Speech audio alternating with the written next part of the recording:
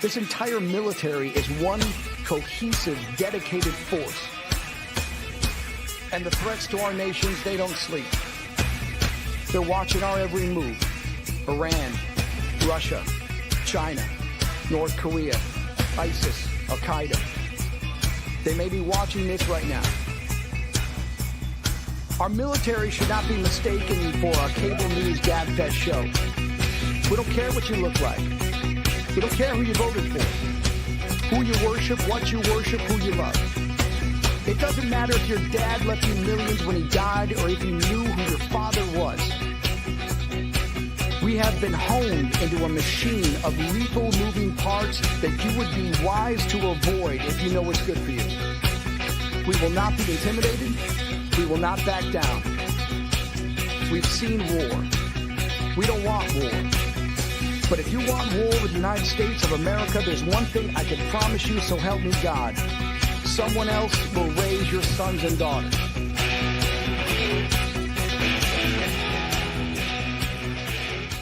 I want to make it clear that the views expressed by our hosts are not considered the official stance of MBR Views.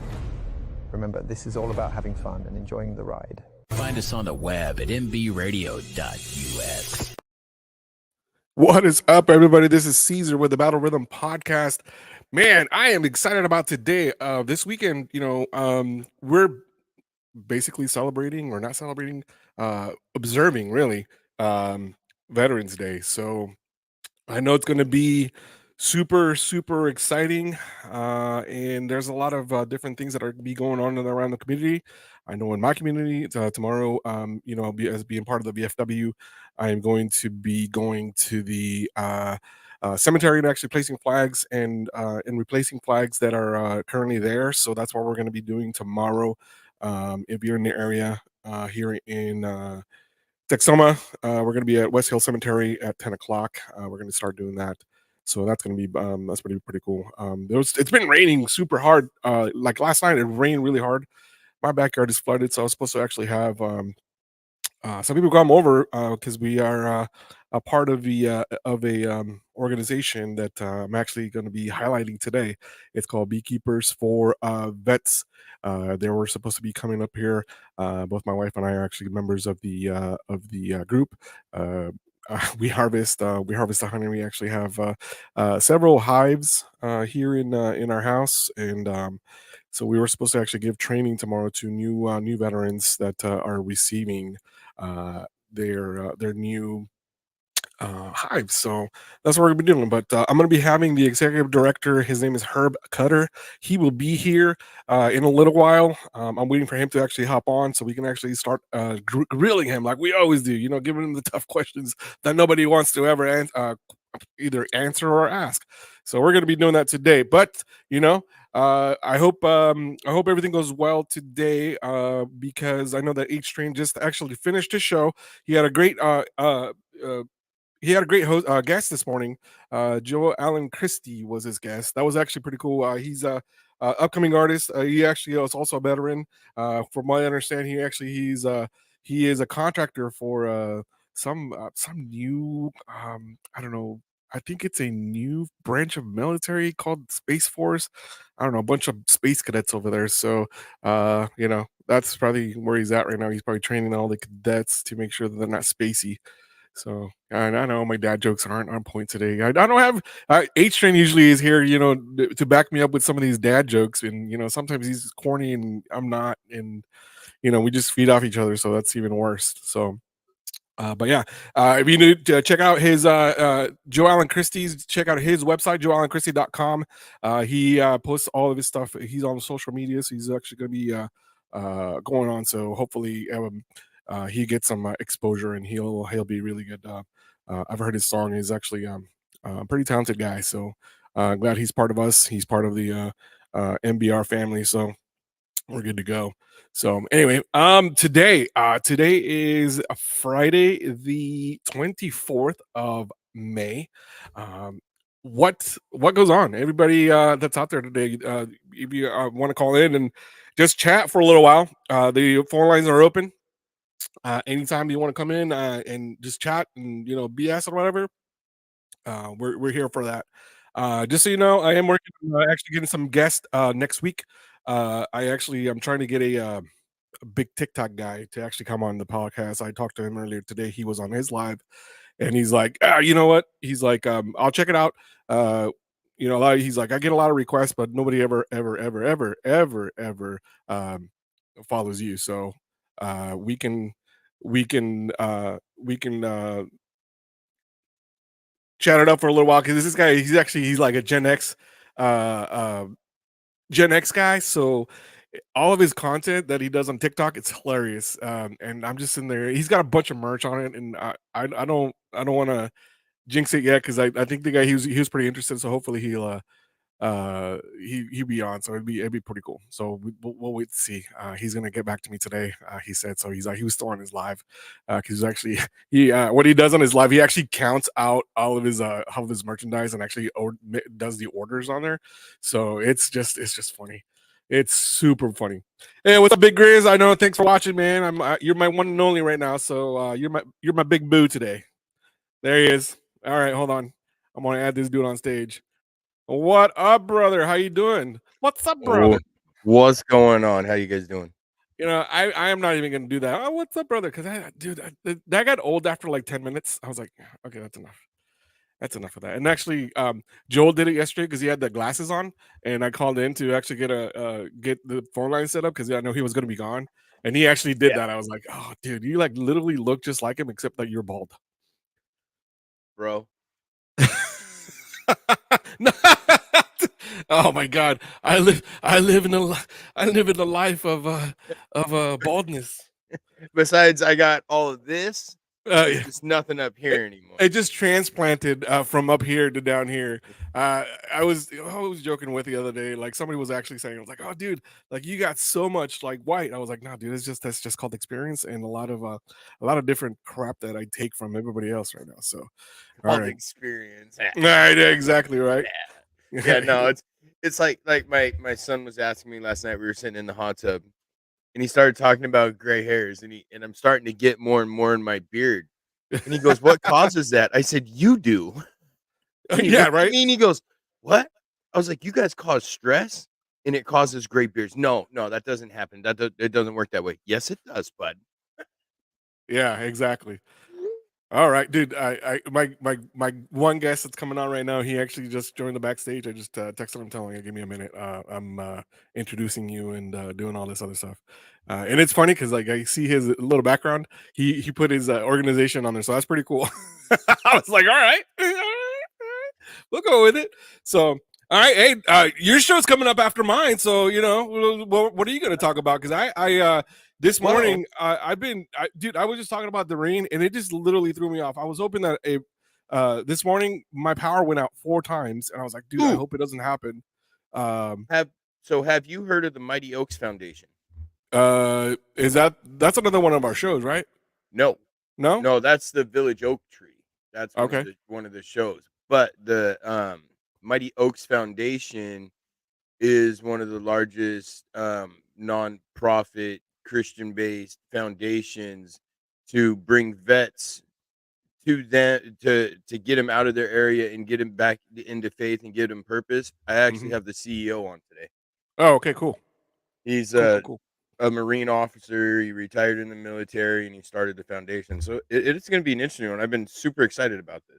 When you made the request to actually have him on the show, did you have to write it out in crayon? The funny thing is, I didn't make no request. His HR lady reached out to me and asked if I would have him on my show. Oh, and cool. I said, of course. He's a public motivational speaker too. Dude, every time somebody says motivational speaker, I just think of Chris Farley every time, like the I live in a van down by the river guy. Hey, Chris Farley was awesome. Dude. You can't get away from that. He was the man. Exactly. So, all right. So we've reached that point in time where Caesar's going to take a first break, and what we're going to do after we come back, we're going to have our first guest. His name is Herb Kuter, and we are going to ask them the tough questions, the ones that nobody ever wants to ask because nobody ever knows about these organizations. So anyway, stick around for a few minutes. I will be back. I'm joined by Big Grizz. We're doing a crossover show this week and probably next week. I want to say that there's some stuff that we're working on right now we may do. It's going to be a menage a trois. I'm trying. Of shows. I'm trying to get everything together. There's been some medical issues and some certain things that have come up that's kind of putting a stop on it right now. Yeah. But I'm trying to swing it. I know you know what we're talking about. So I know what we're talking about. Like I said, it's a menage a trois of shows. So hey, we're gonna stick around for a bit. We'll be back with Herb Kuter and Big Grizz. So stick around for just a minute.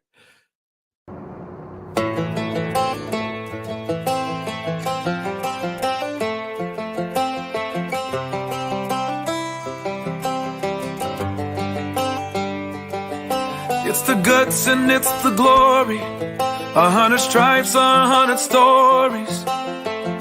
It's the Pledge of Allegiance on the 4th of July. It's them handwritten letters from home. It's them sleepless nights alone. It's his newborn baby he left with his wife. Mr. Red, White, and Blue, lay down, here's a line. Mr. Red, White, and Blue, for these stars and stripes. Hey.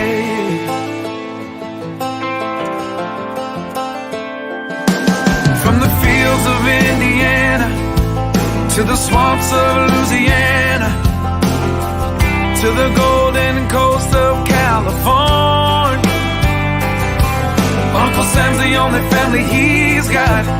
His purple heartbeat won't stop, and his 18th birthday was the day he was born. Mr. Red, White, and Blue, lay down, here's the line. Mr. Red, White, and Blue, for these stars and stripes. Mr. Red, White, and Blue, stand on the front line.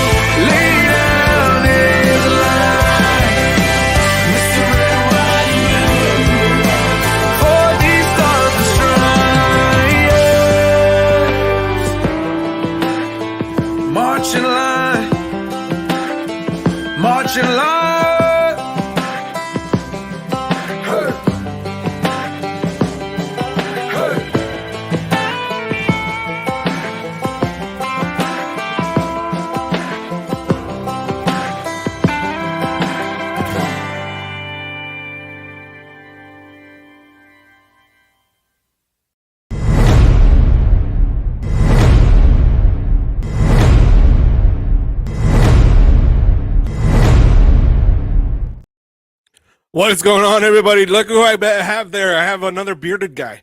Everybody, this is and a bald guy. And he's halfway there, dude. He hasn't made the full commitment yet. Hey, I just got my head shaved yesterday, or I got that cul-de-sac look going on too. If I let my hair grow out, where it's just right at the top, it is what it is. You can't get away from it. Oh my god. Hey, Herb, go ahead and unmute your mic. Your mic is muted.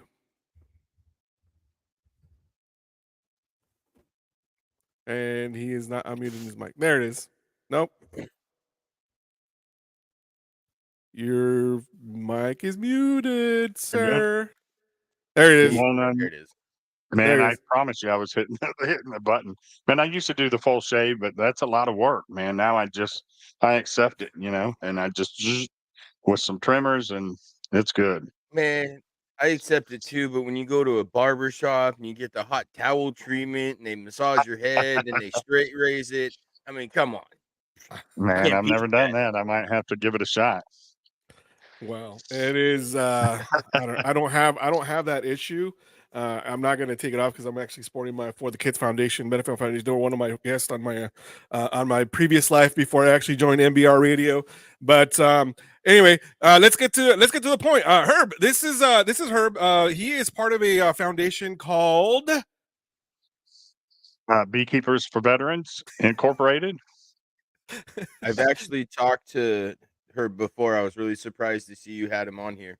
I've talked to Actually, Herb the is a Bayes guys good friend too. of ours. Like I said, we actually we are a part of his organization. My wife and I are actually, well, mostly my wife. I was just told to actually be there. But we actually have received bees from his organization. So we actually hold for the area that we live in. We actually have the way that they are set up is that they have regional places where actually people come in and do different classes. So for the North Texas area, Texoma area where I live, my house is basically the hub of where we're at. For people to actually come in and actually get classes, look at bees. We'll teach them. Have teachable moments for that, and so that's what we do. But yeah, so we are actually part of the organization, and my wife and I actually we were supposed to have people over tomorrow, but because of the intense rain that we've had, my backyard is a complete river, and it's a muddle back there where we actually have the bees. So it's not. I don't want to take the liability of somebody slipping on that. No, we don't. We don't want you to take that either, man. I mean, we like y'all too much to have you lose your house because someone broke their leg in your Well, backyard. I would just go right turn around and get your house. So I mean, I mean that's how America No, works. yeah, no, I know. I know, and we So, really appreciate all y'all do for us. I mean, they are our founding veteran group, two of them, and honestly, Cynthia, yeah, she wanted to get involved. She wanted Caesar to kind of get involved too, and it really kind of spiraled out for him quite a bit because he's doing all kinds of stuff now that I guess he wasn't doing before. So good wife, good life right there for you, and look at you now, man. You're oh doing yeah, awesome. You're helping all kinds of people. oh yeah. Very involved in that VFW up there. I think what is it, 2277? I Very don't close. remember what it is. 272. I mean, 272, 2272. yeah, They help us out a lot also. 2772, You know, you know, 2772, that's the 27. one note I Hey, didn't. it's a mirror. It's two seven Yeah, seven two. they call that dyslexic, right? That or you haven't had your coffee. I mean, And I gave up coffee a couple of years ago. I'm working on my protein shake Fruit Loop flavor.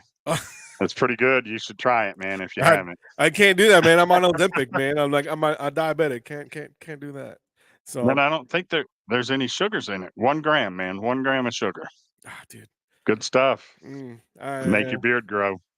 No, see, I don't know, man. Like every once in a while, like I get so mad at it. I'm like, I'm just gonna shave it. I'm like, I just wanted it, but then I look at my chin. I'm like, no, I think I'll keep it because I was Man, you like, I got to want get past that itchy stage and that Yeah, annoying stage, and once you get past that, it's like you want to keep going because you want to see how yeah, long it's gonna yeah. take, Look, you want to keep going, man. You right? need to get some I mean, beard butter and beard oil, right? yep, Beard oil on the skin will keep the itchy from happening. yep. Well, I'll think about it. Maybe once I get sponsored by like what's that brand that they do the shaving for men? Gosh, um, not art, the art of shaving. Maybe I'll do it. Art of shaving. We need to reach out to them for you, man. Yeah, we'll see how that goes. We're right now we're trying to get sponsors for the station because I don't know if you know, but this sponsorship or such this station runs literally on all sponsors. Everything that you see that everybody does. We have a great manager, H Train. He actually he spends a lot of he has dedicated his life to pretty much doing this for almost free, to make sure Right. other veterans that are actually have a podcast and like Riz and they he sets everything up. Like he'll do the overlays, he'll do the set up the studio for them, and he'll do pretty much everything that nobody else has done, so he mentors each and every one of us, and then he'll be like, all right, yeah, I don't need you anymore, or actually I can't teach you anymore, this is what you're going to be on your own. So you've Yep, I'm actually in you the know process of learning from him to be more of an assistant to him, so it's not mhm. one person doing everything. I mean, because that's a lot for one person. And Yeah. do a little heavy lifting for them. So Well, so you're especially up when there we too. have close to 80 vets now that are going to be having shows. I mean, when I started, there was 27. Yeah, and I followed right behind him. I think I was like maybe a week or two after him. So that's why I came in, because I actually was in the process ever since, like, I think February, and then he took forever to actually get that first appointment, and for me to talk to him and everything. So it was cool.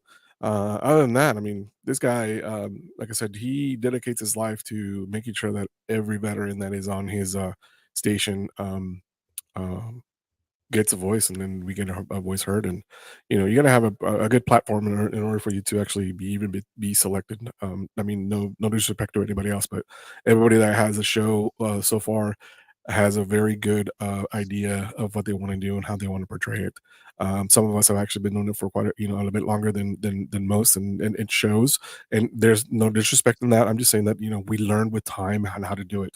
Yeah. The one thing about uh, this podcast, or this station, is that it's a teachable station, meaning that nobody else is going to give you uh, the means and the ways for you to actually even have your voice heard. And so he does this. So we try to give him back a little bit more, and we try to volunteer our time to help him out, because the dude suffers from he suffers from a TBI. He's very vocal about it, and sometimes with a TBI, you forget a lot of things, and you're just like your mind stops going and doesn't go uh, quite well, or you forget a lot of things. So we just try to help him out and direct them a little bit better how to do things. So You got to be that memory every now and then, huh? yeah, I mean, like, dude, That's good. I told you about it yesterday. And even if you didn't tell him, you make him believe you told him, because because he can get Not to mention, MBR's birthday was this last weekend, so it's a big week for all of us. yeah. Yeah, we were actually gonna do Grizz, It's myself, and coming. and It's and coming. H, um, but he had to leave right after his show because he has to go to Some family a emergencies funeral. going on. Yeah, so he lost one of his good friends that was actually a founding member of MBR as well. So he had to actually fly to Indiana. So he was he's having a hard time right now. So he's going over there right now, and we're just gonna support him, and our shows are gonna be there for him. So whatever else we can do, then we're here. But anyway, we're getting off track. But Herb, I want to ask you, how did you actually even get started with this? Because when my wife came over and said, "All right, we're getting bees," I was like, "What?" I'm like, "We were just talking about getting whiskey right now. I don't understand what's going on." And she said, "Yeah, we're gonna go to this foundation. We're gonna get some bees, and we're gonna get training in it, and we're gonna go." So how did this begin for you? And for me, it started off, I just wanted to keep bees, honestly.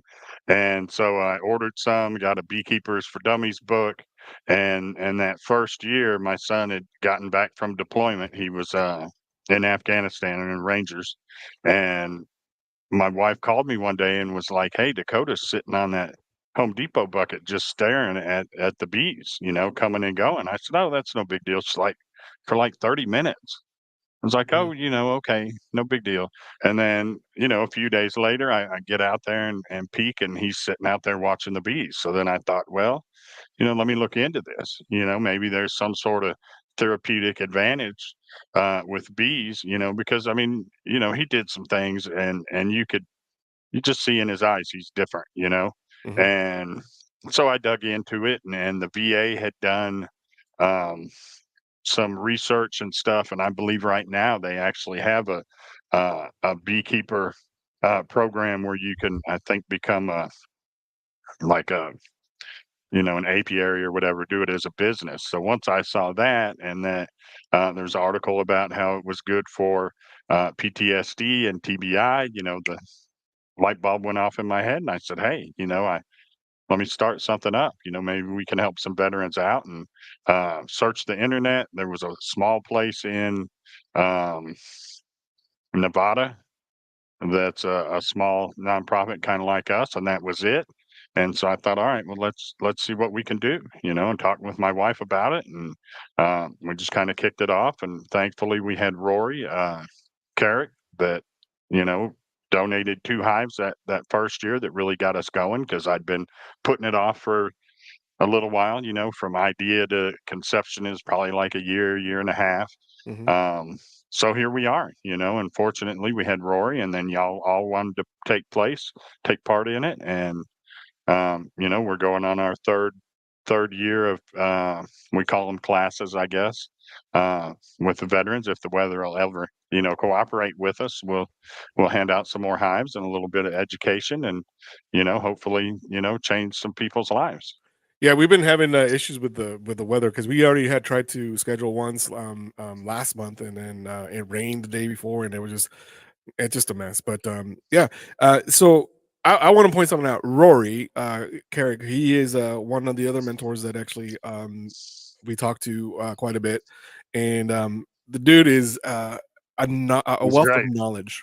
He's a wealth of Yeah. knowledge when it comes to bees, but the dude is also certified badass, because he is he's from South Africa, and he actually was in the military in South Africa. And the dude is like, he's got some stories, but you would never think, the way his demeanor is, you would never think he was a certified badass. But I just wanted to point that Yeah, out. just chill out. Was involved in, the Civil War down there, and he's like, so that's fitting though, because he's a veteran, maybe not from here, but so it's just funny how life kind of works out and things fall in place. So, great person, and you'd never, yeah, he's just like the kindest, and that accent maybe throws you off a little bit, and yeah, Yeah, you'd never I was just like, know. I asked him, I was like, the first time I met him, like, "Are you from England?" He's like, "No." I'm like, Well, where are you from then? Because you have this accent." And he's like, "Oh, I'm from South Africa." I was like, "Oh, oh, okay, yeah, Yeah, totally, yeah, that makes sense." Not Never yep, thought it was gonna be South Africa ever in my life. I was like, "Wait, is he Welsh? Is he Irish?" yeah. I don't I know. kind of thought Australian, Yeah, kind that of had too. that Yeah. little bit like that, but no, he's a great guy, and if it weren't for him, I'd probably still be. I mean, I had done some work, I had to register and all that, but if it wasn't for him just saying, "Hey, I've got 2 hives," you know, Yep. that just kickstarted it, and then I kind of got my butt into gear and had some direction. And now this year, hopefully, we'll have about 20 veterans that we actually provided hives for. We've got a couple that. Uh, could afford their own hives or didn't want to take resources from us. So they're going to, kind of come by and check things out. I've gone out and helped one of them move his hives from his Nook boxes into his real hives. And, um, hopefully we just continue to grow, whether, it's veterans or more mentors. Um, it's exciting. And I didn't realize what I would get out of it personally. I wasn't in it for me, but like Cynthia, Caesar's wife, you can really tell that, it's changed, her life. And to me, I mean, that just makes it even more worth it. I thought I was changing other people's lives, but then in the same sense, it's turning around and doing me, good. Yep. So it's pretty awesome. Yeah, it doesn't, people don't realize just how much work it is to actually keep bees. Um, like the way that that we approach it is like, okay, we're gonna leave the bees alone for this amount of period of time. That way they can go ahead and start building their hive, and building their the nectar and all that stuff that they do, and the honey. And then you'll check every 3 or 4 months. You'll check, make sure that they're still good, that the queen's still there, they haven't left or anything like that. So it's a very hands on, hands off type of thing that happens, and it's very involved. Um, When we come back from the break, Herb, I want to ask you. We're going to ask you the tough questions that nobody ever wants to ask organizations about things. So after that, Right. nope. So you be ready, sir, because we're coming in Hopefully. with the big guns. All right. We'll see, man. Well, I don't know, man. You're gonna be uncomfortable after we're done. So, anyway, stick around for the break. This is the Battle Rhythm podcast. I'm joined by the Big Grizz with the Big Grizz Show, and also Herb Cutter. So we'll be back in a few minutes. Don't go anywhere. Stick around.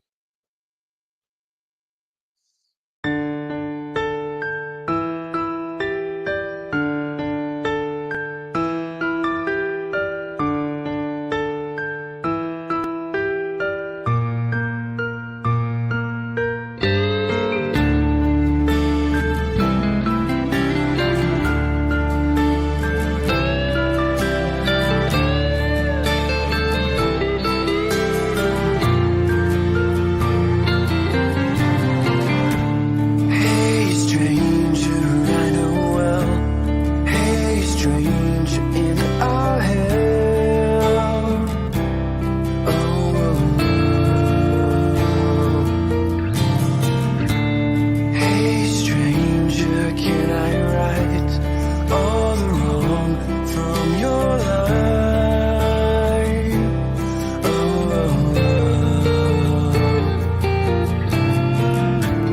Hey stranger, you've gone cold, and I can see from the road, and I can see your love smoke. Hey, you wanna fight to win all the nights and night again. Oh.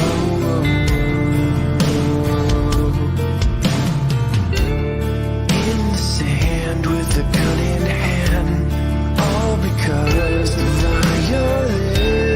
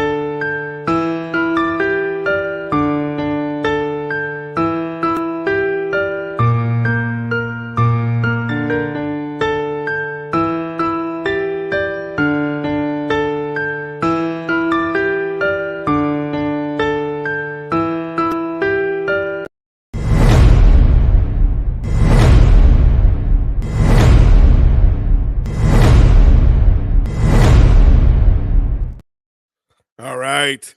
That was a pretty moving video, actually. Very moving.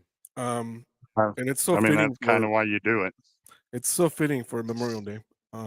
To be honest with you, It is. and And if I could say something real quick, I saw the 22 where the veterans, 22 veterans kill themselves every day. And currently my son is hiking the Appalachian Trail with his uncle who was a Navy veteran and his cousin, his son, and he's carrying a rock, okay, from Georgia to Maine.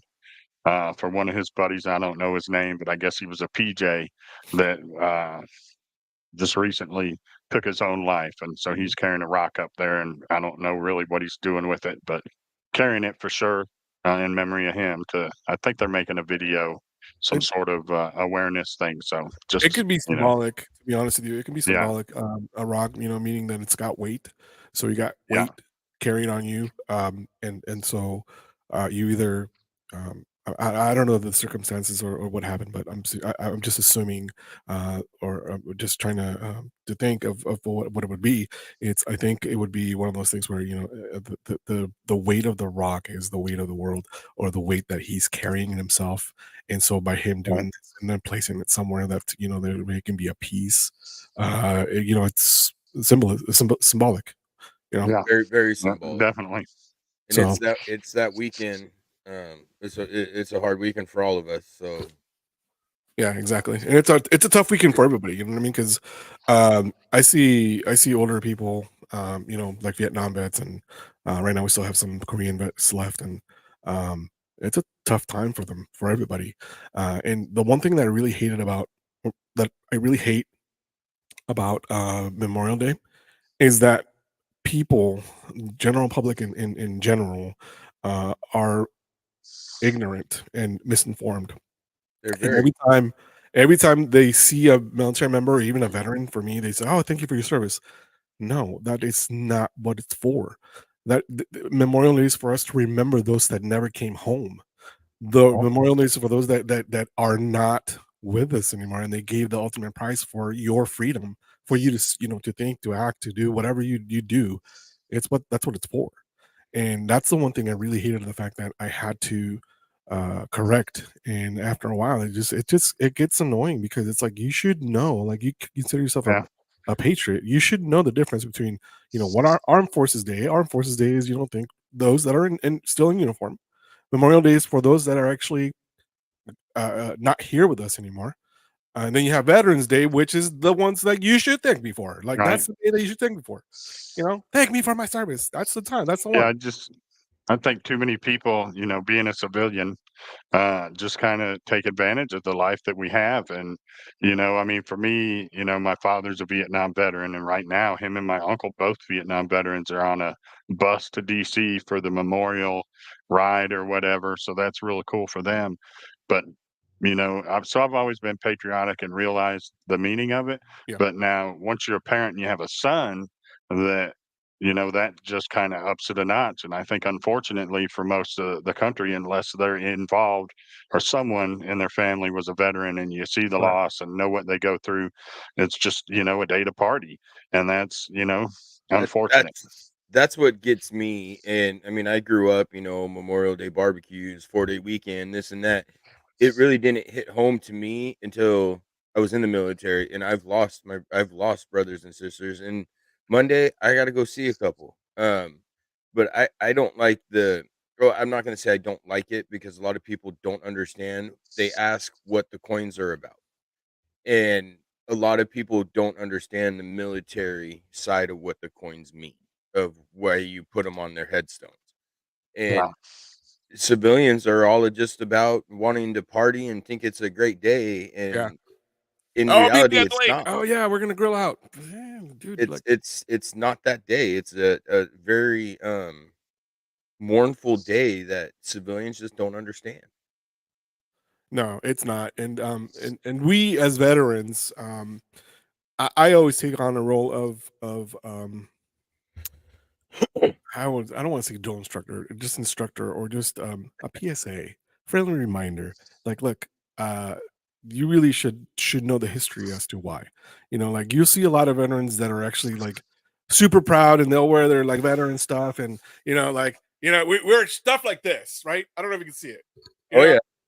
and this is like I'm doing a shameless plug, but this is like literally how we always feel all the time. Like especially with those of us that suffer from PTSD and like that at some point just don't care anymore. It's like Yeah. That's also our generation. that too, yeah. The Generation X. So Oh, dude. you got the generation, and then you got the military combining, and it's like It was a perfect brainstorm, like a perfect storm, dude. It was just awesome. But then the reason why I got out is because the newer generation had to ask so many damn questions. Like, be like, hey, I need to do this. But why?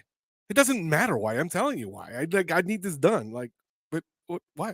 They never got past there's a bigger picture. Like they didn't see the bigger picture as to why you needed it to have it done.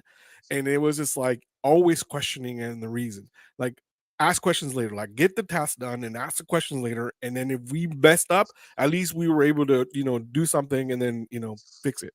But I don't know. That was one of the reasons why I couldn't continue on. It was just because it's just like too many damn questions. I don't know. I don't know how you felt about that. Yeah, yeah. So like I said, that's how I felt too. I didn't want to say nothing too. it's last year. So we have a wonderful senator in this wonderful bullshit state I'm in.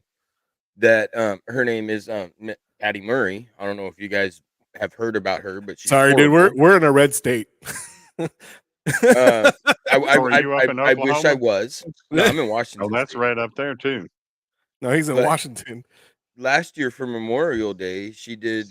We went to the National Cemetery here, and all remembering our fallen.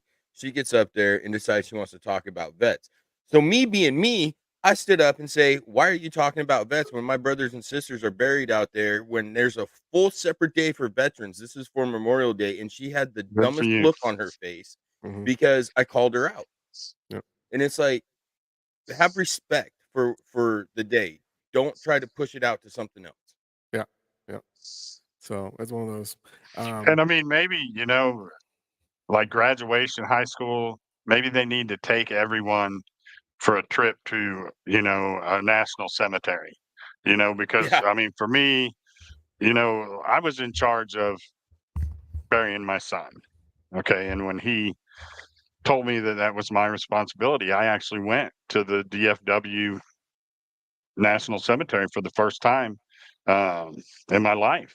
I always just thought, there was the one in DC that was real big. And, but when you go there and you really just see, the detail, the way they line up the headstones. And I mean, it's all so intricate and so many, and I mean, to me, that was just like a reality check. I was like, holy smokes, maybe in high schools they should run every class out there before they graduate. Let's do a tour and give them a little dose of how things, really are Exactly. and what it So really means. exactly. So that that's the one thing that, like I said,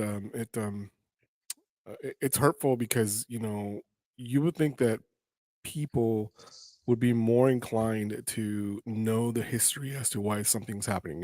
Like right now we're living in a cancel culture where we're like, just a few years ago we were canceling everything from left to the sun, or all these Confederate things that were being canceled, or all these even the military bases are being renamed because they had Confederate ties or whatever. Fort Bragg, they named it like Fort Liberty or something like that. I mean, it was just all this culture of change was dumb. I'm sorry, like I'm just gonna call it as it is. It's dumb. Why are you going to be changing something? Don't change history. You can't change history. Just don't repeat it. That's what it is. Yep. It's part of our history. It's part of the U.S. wouldn't be the U.S. if we didn't go through that crap. I'm sorry. Right. It is what it is. Right? The U.S. wouldn't be the U.S. if it wasn't for us. Exactly. And our fallen brothers and sisters. Absolutely. The U.S. would be nothing. Exactly. We'd We all would be not be. speaking jolly day-o, drinking tea and Crumpets and all sorts of weird stuff going on. Who knows what? absolutely. I have a story about that. So I was in boot camp, and I'm bilingual. I speak Spanish, even though the people don't think that people think I don't, but you know, it is what it is. Anyway, I was speaking Spanish. There was other recruits that were with me. This is my active duty time. It was in the Navy, and we were there. We were just having a conversation between, you know, 2 or 3 people. I think it was just two or three of us. And the master at arms, who is basically the sergeant at arms, was like, we speak English here. And I was like, I'm sorry, what? She's like, we only speak English here. I was like, first of all, it was a private conversation that we're having amongst each other. It's like, you just butter your way into it because you felt uncomfortable, thought we were talking about you. Has nothing to do with you. And second of all, don't tell me what's official and what's not. When the U.S. doesn't even have an official language at all, right? As a whole, we don't have an official language. Each state has an official language, which is it's English. But as a whole, as a nation, the United States does not have an official language. The closest we came, it was after a vote, and I believe it was somebody check my facts because I'm not Googling anything right now. But it came out down to a vote where it actually fell short of 3 votes to be the official language would have been German. And people don't even know that. I mean, some of my people, you know, mine were Polish and German. I mean, I can't speak either one of them, but it is a melting pot, you know, and you know, let everybody talk however they want to talk. Exactly. And I ain't even going to say we speak English. I speak American. There's a difference. Yeah, there is a difference. Yeah, exactly. Yeah. We spell color COLOR, and they spell it COLOUR, you know, or even that you and a favorite, you know. And then you just go on in different things, but it's dumb. I'm sorry. It's just one of those things. So it just, you know, what really grinds my gears.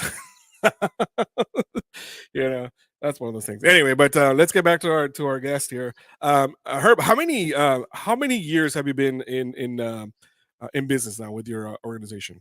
You know, we started in 2020 was the idea. 2021 we were official, and then that spring.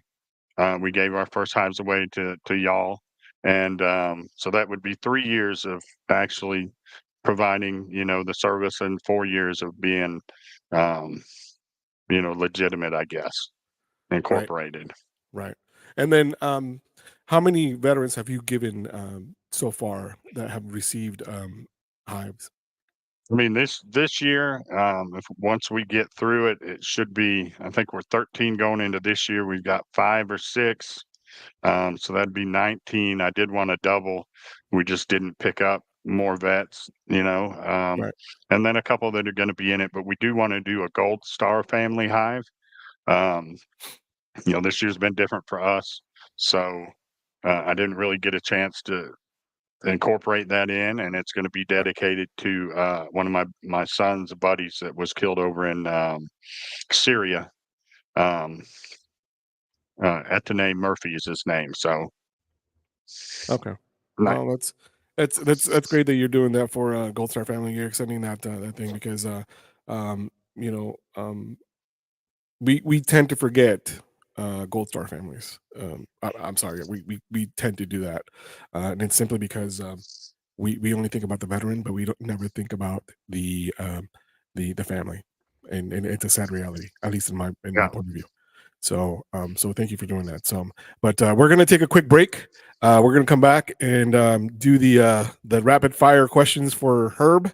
And we're going to be joined by our next guest here in a minute. So Herb, stand by for a little bit. We are going to go on a break. All right.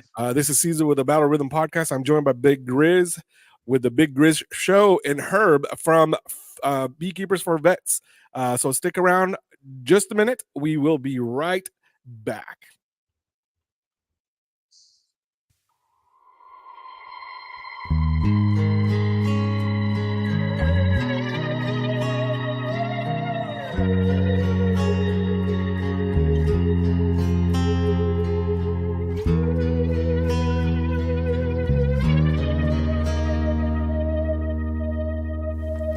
In my eyes, indisposed,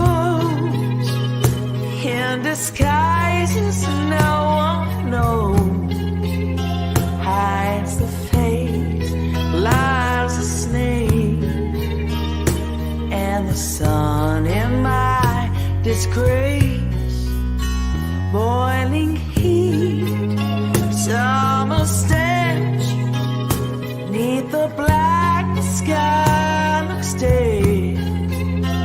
Call my name through the cream, and I'll hear you scream again. Black hole sun, won't you come and wash away the rain? Black hole sun, won't you come? Won't you come? Won't you come? Stood a rain, cold and damp, still the warm wind, tired friend. Times are gone for honest men, sometimes far too long for snakes in my shoes, walking sleep in my youth. I pray to keep heaven sent hell away. No one sings like you anymore. Black hole star, won't you come and wash away the rain? Black hole star, won't you come? Won't you come? Black hole star, won't you come and wash away the rain? Black hole star, won't you come? Won't you come?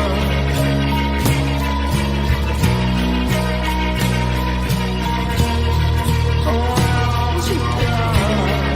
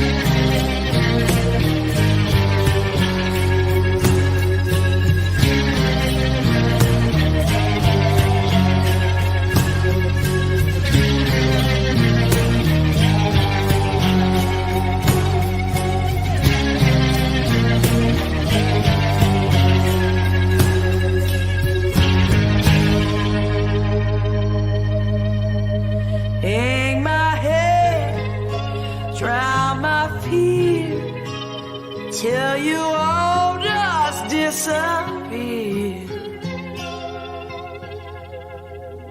Black hole sun, won't you come and wash away the rain? Black hole sun, won't you come? Won't you come? Black hole sun, won't you come? Wash away the rain.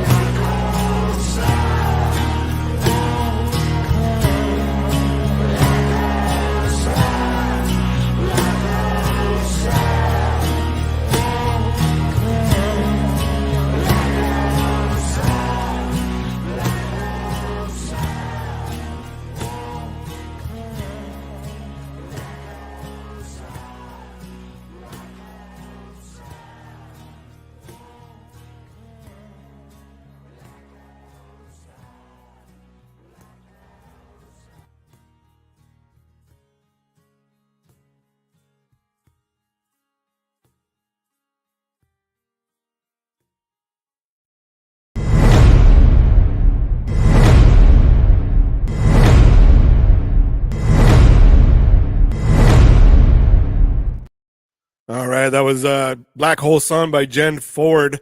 That song, man, that was dark. I mean, it's kind of been one of those moods there lately.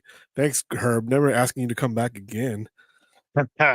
Man, I didn't realize that song was so dark till it was slowed down and without all the heavy metal music playing. Exactly. I love that song though, but it's a great song. Don't get me wrong. I think if I read it correctly, I think it does speak about a lot of issues that's going on mentally and and yeah. a lot of the things that people are struggling with all the time. I always thought that song was went back to like heroin addicts. Yeah, and then the other song that he does is Spoon Man. So perfect. There you go. Right. So you want to jump into your rapid questions or whatever? Yeah, This was a comment that we received on LinkedIn. I'm assuming it's for Herb. It says, "What's the biggest challenge for running the business?" Really just getting funds and finding veterans that want to be beekeepers.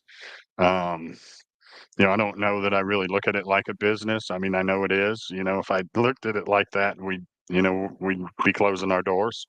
So gaining funds, right now, fortunately, we do raise some, and we're fortunate enough that what we don't raise, we can float ourselves. So, it's all good in that aspect. Yeah. I do find that the biggest thing is that not everybody has the area or the time and the location to actually even have bees. You know what I mean? That's one of the biggest things, and people don't really know too much about it to really know about it. I know somebody that actually had reached out to Herb and was like, "Oh no, yeah, I really, really want it. Really want it." I was like, "Well, why do you want it?" Um, it was all because they wanted to do the ag exemption for it. I'm like, that's not the reason why we do it. That is not one of the reasons why we're giving you, given our time, to teach, our time Right. to mentor and stuff like that. You're doing it for the wrong reasons, and Yeah. you had no reason, no idea as to what to do it or why you wanted to do it. You just wanted it for the ag exemption. That's not what we do. Sorry. No, it's for the mental aspect of it.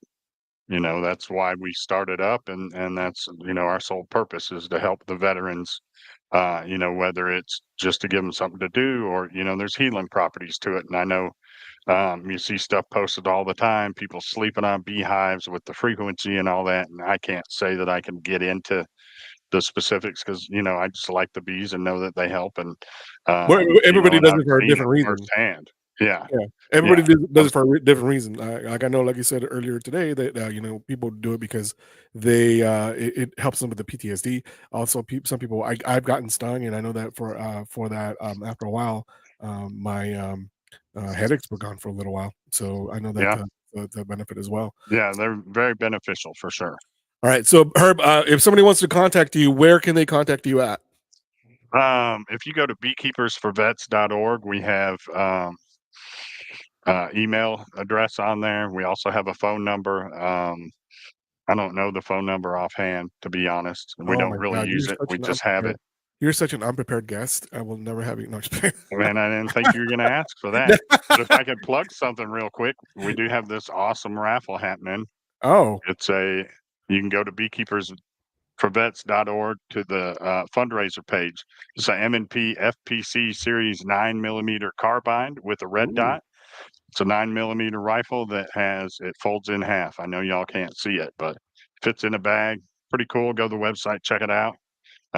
We've only got about 27 tickets left on that. All right, and then how much are the tickets? Caesar, $20 each. If you buy 5, you'll get a 6-1 free. I think there's 4, maybe 5 of those left. And that's how we really raise funds besides, local shows selling honey. Mhm. The raffles will be on there all the time. So anybody just go there, check it, and we should have something up. Yep.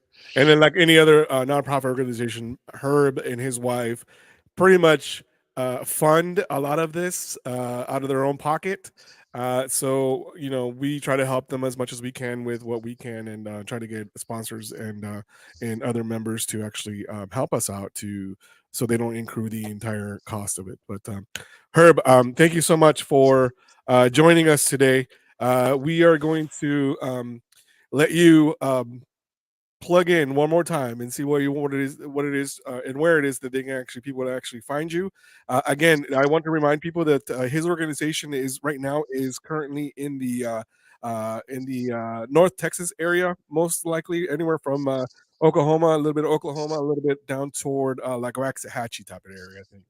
Right now, and we will eventually. We're going to move to Oklahoma and expand more there. We're just a mom and pop shop, beekeepersforvets.org. Go there, check us out, read our story. If you want to get involved, reach out. We're looking for mentors, other veterans to be in the program. If you're a beekeeper and you're a veteran, that would even be more helpful. So we do appreciate it, Caesar. Yeah, we I just got appreciate a there it is, right there in front of you. Joseph Laswell, thank you so much for listening to us, and thanks for the shout out to Herb. Like I said, he does this out of his own heart, and it started because he saw his son sitting in front of the beehive outside, just staring into infinity and not knowing why. not knowing why, and I know now, and I'm doing what I can to spread it to all the veterans I can. Exactly. And So, with your help, I appreciate you, Caesar. of You and course, man. Cynthia. You never. I mean, more than you know. Dude, we're here for you, even though I canceled on you twice already. Hey, man, it is what it is. We'll get it done. I'm not Yeah, sweating it exactly. at all. We'll get it done. Yep. So, Herb, thanks so All much right. for joining Appreciate us. it. I have a Yep. great day. Hey, have fun at Choctaw. I'm plugging in Choctaw Casino tonight, and they're not even my sponsor yet. I'm working on it, but hey, have fun at the casino. I hope you win big because you're going to take me out to dinner. I will, man. Have Appreciate a it. good one. See you later. Good to see you, brother. Thank you. Thank you. Too, man. All right. Bye. Bye. All right. I don't That was know that I Herb. know how to get out of here. Just exit out, brother. Exit out. All right. That was a Herb Kuter from Beekeepers for vets.org. And now I'm joined by a very, very good friend of mine, Billy Teague. Billy is from the Texoma area as well. He is the founder of Texoma Heroes. And I'm going to let him speak about this organization. But first, I want to actually say that Billy is not only a veteran, he is a Marine Corps veteran. So for all our Marine Corps people that are out there, I normally have Lynn Toomer out here be like, oh yeah, just to give me that whole thing. Yeah. I don't know why it's synonymous for Marines who always do that, but it is. So it is what it is. But Billy is he retired. Did you retire, right? Medically retired, yeah. You retired from Yes. from the Marine Corps, and he retired not I want to say not long ago, because I think you were reserves, right? Yeah, I was in the Guard, and I my 100% disability come through about a year and a half ago. Right. So I went ahead and retired. Officially, I retired January of this year. So they're officially from his other job too. So that's how it goes, exactly. So, but it's good. But the reason why I brought Billy in is because Billy does such a great thing for to recognize veterans. His foundation, it's called Texoma Heroes. What he does is that he I'm not that I'm speechless, is I'm just trying to really highlight the reason why his work is important. He takes the time to actually recognize a lot of people in our community here in the Dallas area, Texoma area, mostly Texoma, that go above and beyond of just being a veteran, that have outshined and I have done different things outside of the military and have continued to do it outside in the community. That their work never stops. He is a definition of veterans helping veterans one another. I know that's your thing, Grizz, but I think that's what we all strive to do. Veterans helping veterans, and this man is the one that I can always say that he's always looking out for all other veterans that that we that get recognized for the things that they do. So, Billy, go ahead and tell us, how did it all start and where did it come from? Because I know your story, but I want you to tell the story, the reason why this was important to you. Well, first of all, I want to say thank you for inviting me on your podcast today. This is quite an honor to be able to come on here and talk about something The honor is ours. The honor is ours. Thank you. Just try and make the story a little bit quicker because it is a long story. My dad was retired Army, 23 years, had a very distinguished career. He was a man that a lot of people would want to look up to and say, hey, I want to be like him. And I don't know that he ever had an enemy. He was a good guy, even being a drill sergeant for 5 years in the Army. But he passed away in April of 2011. And I was there at the hospital when they brought the body out on the gurney. They were going to transport him to the funeral home, and they had what they called a transport cover that was over his body. Mm-hmm. And looked like a gaudy piece of indoor-outdoor carpet. And they explained to me that it's big and it's heavy, so the wind don't blow it off and so forth. But I stood there as his body was passing in front of me, thinking, why didn't I have the foresight or the forethought to bring an American flag? Mm-hmm. I mean, to me, in my heart, if anybody deserved being covered by our flag to the transport to the funeral home, it was him. So that was my inspiration in starting. His name was William R. Teague, and I started the WRT Terminally Ill Veteran Flag Program. And I just retired, like I said, in January as a nurse. Been a nurse 32 years. I was working in hospice at that time, and which kind of connected me with especially a lot of veterans who were terminally ill.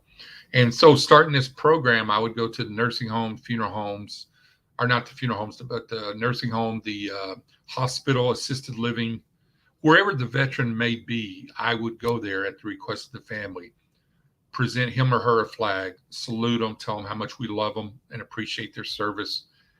And then whenever they passed away, that flag was meant to cover their body to the funeral home. Then I'd go to the funeral home, retrieve the flag, refold it, and present it to the family at family night. Usually I didn't go to the funerals because they had many of our vets have military honors at the graveside. So, but the difference between that flag and the one that is placed over the coffin, that veteran got to interact with that flag.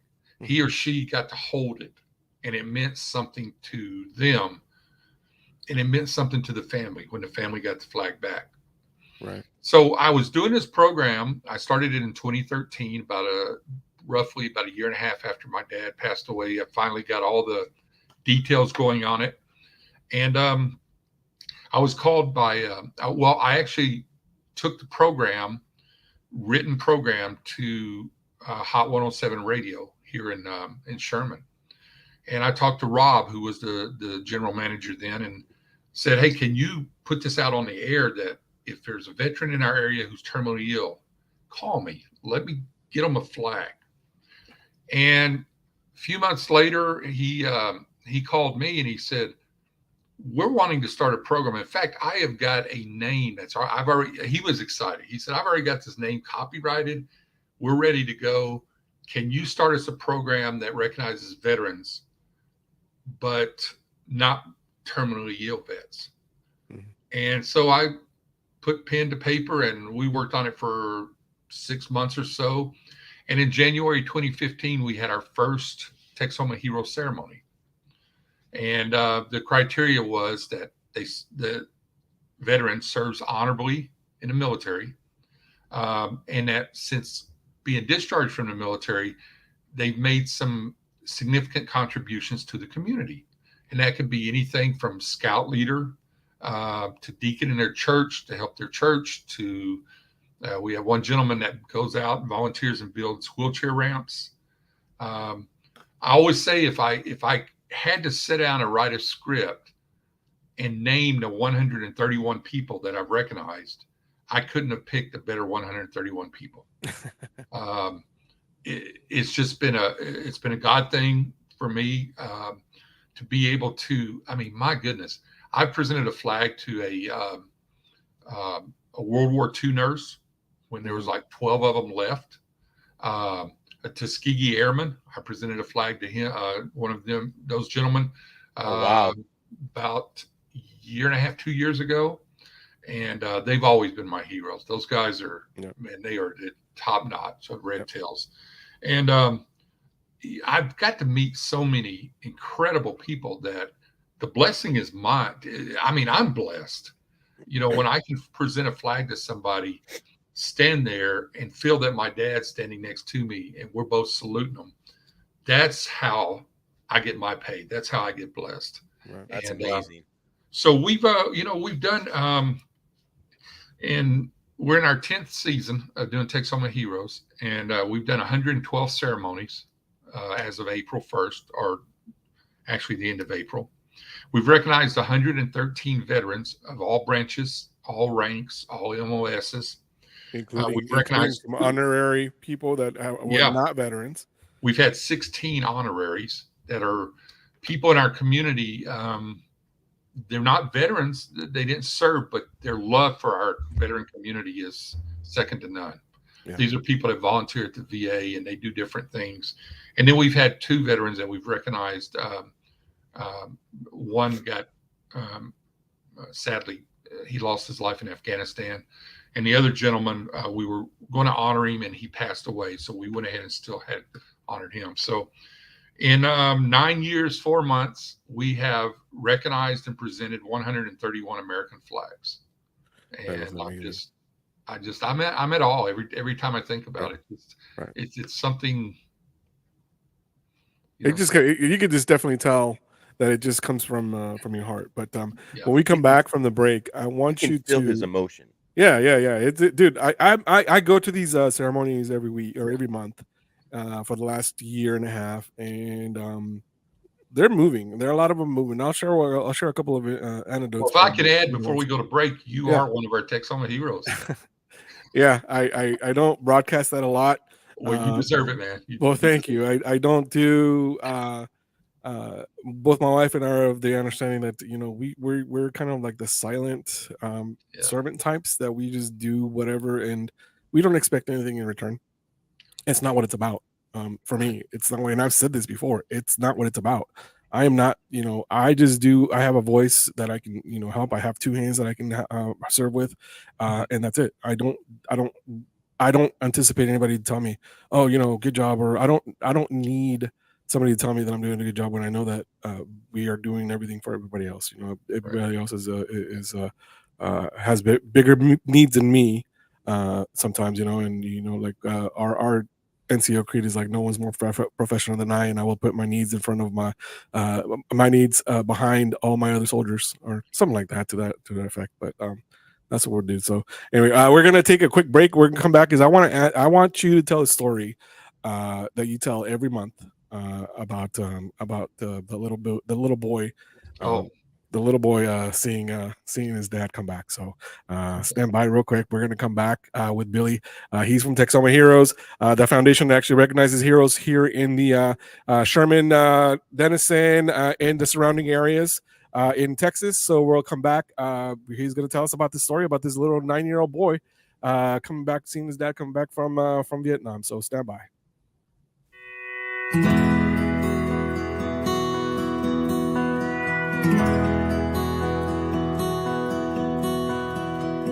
60 years went rolling by. It was here we said goodbye. The war was brewing, it was extreme. We were only teens. I knew the day I died, all alone, my brand new bride. Our favorite song would be a sign I'd be back in time. So raise a flag with pride and grace. I seen the pain on a soldier's face. Bring me home, both sides say I'm a soldier of the USA. You weren't alone all these years. Seen you cry, I know your tears. You raised our child and a family. all without me. You've done well with your life, lots of friends by your side. I heard a nightly secret prayer, I was always there. So raise our flag with pride and grace, I seen the pain on a soldier's face. Bring me home, both sides say, I'm a soldier of the USA. Now it's time, my lovely wife, to bring you home. Say goodnight. Close your eyes to our favorite song. Can you see me now? Can you see me now?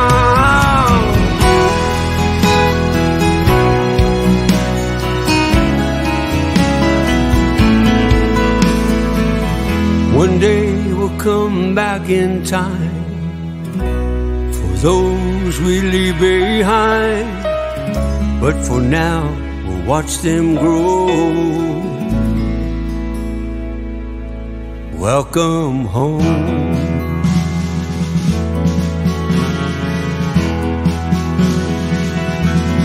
Welcome home.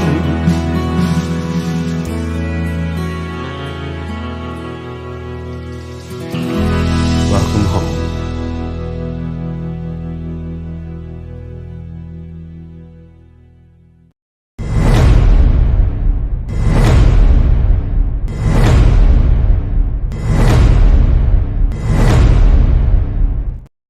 All right, welcome back to the Battle Rhythm Podcast.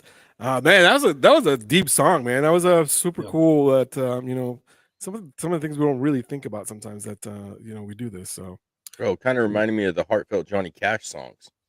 yeah, Like, yeah. I mean, not the deep voice, but it was that same kind of genre of music, like Johnny Cash did. It's crazy that people don't really realize that Johnny Cash was even in the Air Force. Yeah. You know, people don't even know that. Like, there's so many celebrities that we didn't even think about that were actually have been in the military. Like I think the highest ranking one was actually Jimmy Stewart, where he was a brigadier general. Mhm.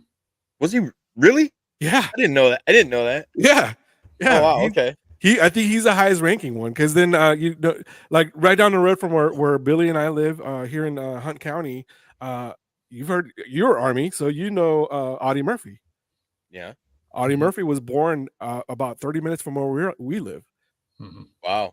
In Kingston, Texas, which is actually wow. always on my way to work. So yeah, I always pass by, and then there's actually a mural there. I should probably stop by and actually take a picture one of these days. But it's always, like, I always come by, like, I always go by there by like 5 in the morning. I'm like, I'm not stopping.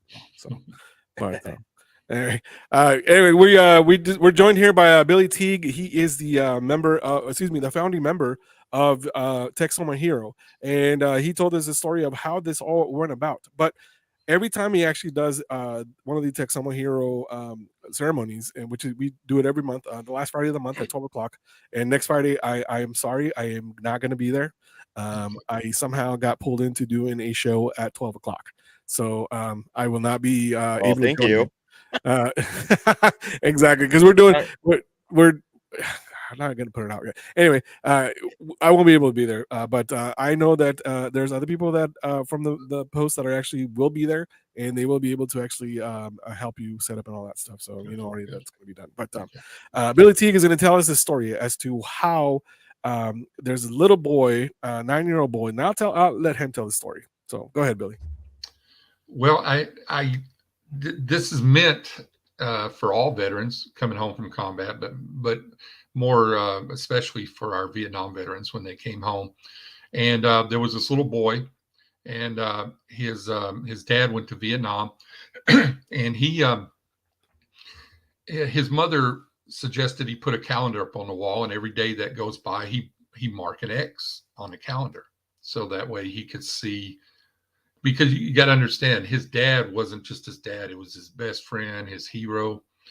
So as the year progressed, he kept marking X's and X's, and he knew he was getting closer to the time that his hero was going to be coming home.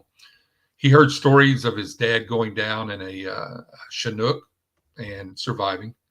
Heard stories of the enemy coming in at 2 and 3 o'clock in the morning into their camp, and them being able to successfully fend off the VC. He heard all these stories, but he never lost hope and he never lost faith that one day and one day soon, those X's would stop and his dad would be coming home. And so it came time. He had one day left. Tomorrow his dad was going to be coming home, and he was excited, couldn't sleep, got up that morning. His mother and him and his grandparents all went down to this little country airport called Love Field in Dallas. At the time, it was little, and I always tell the story that back then you could go to the tarmac. Yeah, you could go right there to where your loved one was getting on the plane and leaving, and you could stand there and you could wave at them as the plane was taxiing back, and so he and his mother and grandparents went to was at the gate, and the doors open, and his heart just was about to explode, man. I mean, his everything that he had lived for a whole 12 months was about to come true. His dad was about to be there. So the doors open, and a lot of battle weary men coming off the plane. Some of them still in their fatigues, duffel bags. I've heard stories of them calling them when they were out in the field, saying, "Hey, you're on the way home, go." Mm-hmm. And his dad was one of them. But all these soldiers kept coming off the plane, and he's like, "Where's my dad? Where's my dad?" And he thought, surely he's here. His dad was one of the last ones to come off the plane. He couldn't hardly see his dad very well because his skin was so dark from the sun. And of course, his dad wasn't white. He was Native American, and so he was dark anyway. But what he did recognize was his dad's eyes and his dad's teeth when his dad smiled. He ran up and he jumped in his dad's arms. And I mean, everything in the world was right. Nothing could have messed that up. His hero was home. He made it back from Vietnam. And as the little boy and he got between his dad and his mom, and he left hand he held his dad and right hand he held his mom, and he's bebopping and walking out of the airport just on cloud nine. And back then they had barricades set up. And because of freedom of speech, people could stand on either side of the barricades and say what they want. They didn't just always say what they wanted, though. They would spit. They would throw things. They were just very vulgar about it. Mm-hmm. And was calling curse words to his dad. And, for him to be a young kid, he looked up at his mother and he says, "Why did they hate Daddy?" She says, "Son, they don't hate your daddy." And they got a little bit further before they got to the end of the airport where they were going to go out and get in their car. And it got louder and louder and more throwing stuff and more spitting and more cursing. And he said, "Mommy, they hate my daddy. Why?" And she said, "Son, they don't hate him. They just don't know what he's done for them." Mm-hmm. And he got out. They got out, got in their car, and went home. And, I always say for the last 54 years, I've seen that little boy every morning. When that little boy gets up and goes to shave and shower, that's me. I look in the mirror and I see that little boy. Yeah. And so when people ask me, they say, why do you do this? Why do you feel like you have to honor veterans? What's the big deal? I do it because of what they've done for us. Right. And because there's a lot of other people out there that won't do it. And, I've made a promise to God, as long as I've got breath left in me, I will do whatever I can to be there for our men and women who have served us. Right. And like you were talking about earlier, I'm not so proud that I'm going to say, well, hey, I'm a veteran too. No, that's not my job to say. I am a veteran and I'm proud of being a veteran, but there are men and women out there who have done hundreds of things more than I ever did in the service. Right. And I can't thank them enough. I can't say, hey, sometimes I walk up. I had a gentleman over in Gainesville. Let me tell you real quick. He was out in the foyer of the community center, and I was on the inside, and I'd seen his ball cap, and it said World War II vet. And I went out and I put my hand out and I shook his hand, and I said, "Thank you for your service, sir." He didn't want to let my hand go, and he said, "Can I tell you something?" I said, "Sure." He said, "I came home in 1945 from the war. I seen some pretty bad combat." Mm-hmm. And he said, "You are the first person that has ever thanked me for my service." And this was just a few 4 or 5 years ago. Wow. And I'm like, I told him, I said, "No, sir, I'm not saying you're not telling the truth, but that's hard for me to believe." Yeah. And he said, "No one has ever come up and shook my hand and said, 'Thank you for your service.'" Yeah.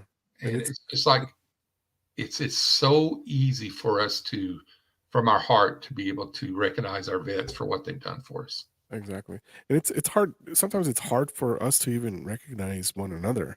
Like I know that we make fun of one another quite visibly and quite, boisterous.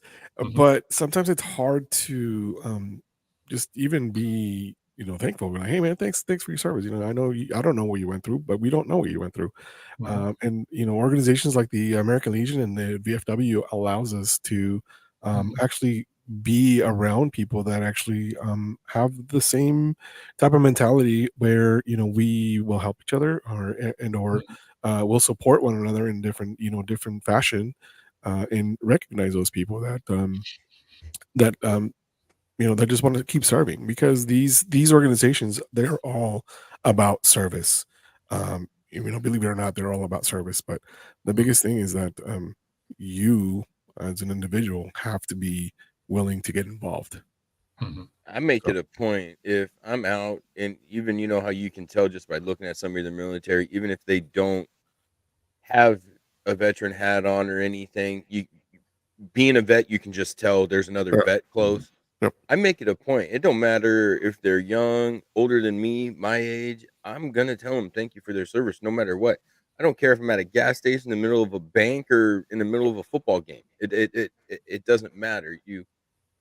That's where, I mean, you see a lot of that respect coming nowadays with younger kids, because our generation, these kids nowadays, are seeing what we go through, and they're like my daughter. She knows I was in the military. She was deployed. She makes a very big point to talk to people about being in the military. So our generation raising our kids sees what we went through, and they're having more respect than these last couple generations have had. Oh yeah.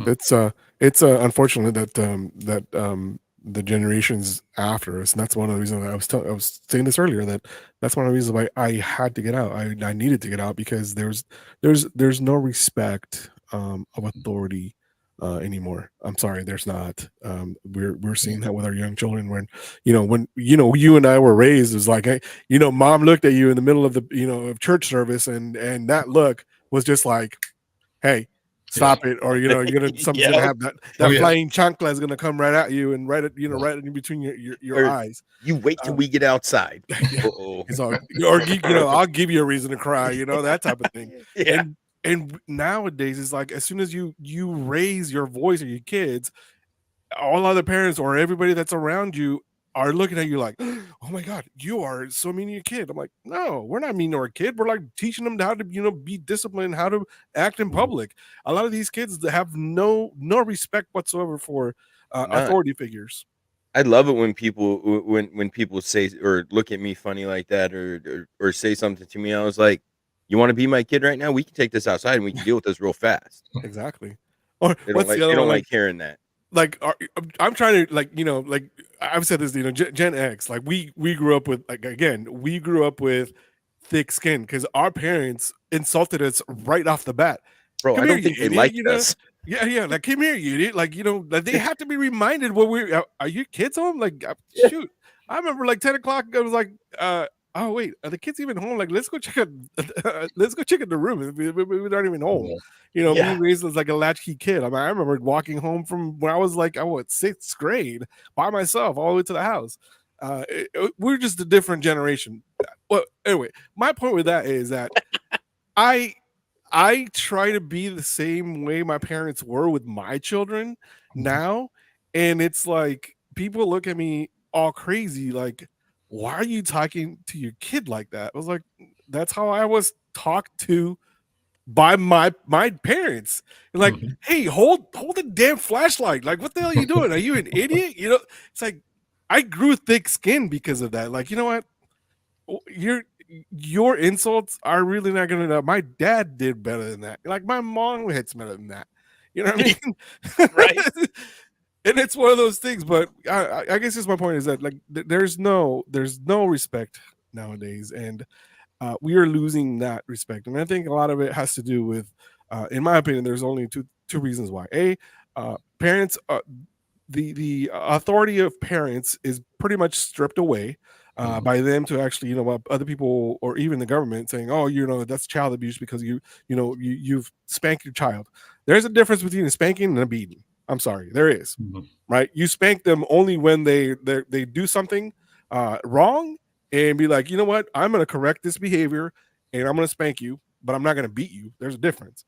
And then two is that we as a society have, again, cancel culture, right? We've canceled and we've taken out God out of our prayers and God out of our schools. And I mean, I don't know. Do you guys chime in on this? Because I think that's a big, huge difference. The reason as to why now I'm right these there kids with are you. not listening to anything that we're saying, you know what I mean? And now we're having all these issues where they're, all these kids are running rampant, are doing dumb things. We Like, were raised God country family. yep. That's exactly how it was. Now it's these kids are getting raised. Well, it depends on what you want your gender to be. Oh, we don't want to offend you, or we don't want to do. No, it is God country family. That's how it should be. There shouldn't be no difference in it. That's how all kids should be raised, in my opinion. Exactly. Yeah. So speaking of gun country family or gun, gun. And I think the generation it's been just a slow progression over time, because there was even men in my generation. Of course, I had I don't want to say luxury, but I had the upbringing of my dad, who was a drill sergeant at the time. I was in my mid to late teens. So, and he was a drill sergeant for 5 years. So when I got to Parris Island, I will never forget, there was guys jumping out the window in the middle of the night. They were cutting their wrist. They were going crazy. They hadn't had that type of exposure. I got there and I'm like, man, I'm home. What's wrong with you guys? And so I've raised my kids with that type of discipline, but not like they're in boot camp or nothing. I raised it where it's yes, ma'am, no, ma'am, yes, sir, no, sir. Yep. Somebody's ahead of you and you can reach up and open the door for them. You do it. So far, I am so blessed. I've got 4 children and none of them's never been in trouble. So they also have no teeth. I'm just saying. Right. No. I didn't. I wasn't big on spanking or anything like that. I was kind of like what you said earlier. I had the eye. I could just look at them, snap my eye at them, and just give them that look. Right. And if we were in the store and they said, "Oh, can I have that toy?" I just look at them, and they would just be okay. Yeah. I never laid a hand on my children. I never spanked them, never nothing. But I got Shrek hands, and they knew if I went like this, they were sorry and they walked away because they knew it was going to hurt the side of the head more than an ass whooping would. Because I would just flick them, and I'd never once laid a hand on my kids, but it made them listen. And all I had to do was hold my hand up. All right. Well, I'm going to hold my hand up right now. We're going to go to a quick break. We are going to come back and talk with Billy a little bit more about his beating his children. So we'll be back in a few minutes. Okay.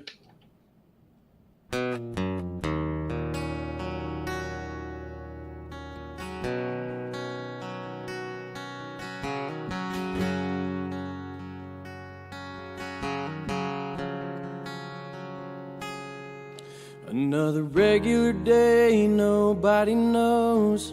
It's that time, he's coming home to them from a foreign land. He pulls up, his mama cries, looks at daddy with tears in his eyes and says, Nothing feels better than this. Couple of months go by and no one sees. Something just ain't right, all he wants is peace. He needs help, but he don't know the path to take or the way to go to be free and put his mind at ease. We will help, 'cause we can't stand to see a soldier go to God by their own hands. We will do everything we can to make 22-0 again.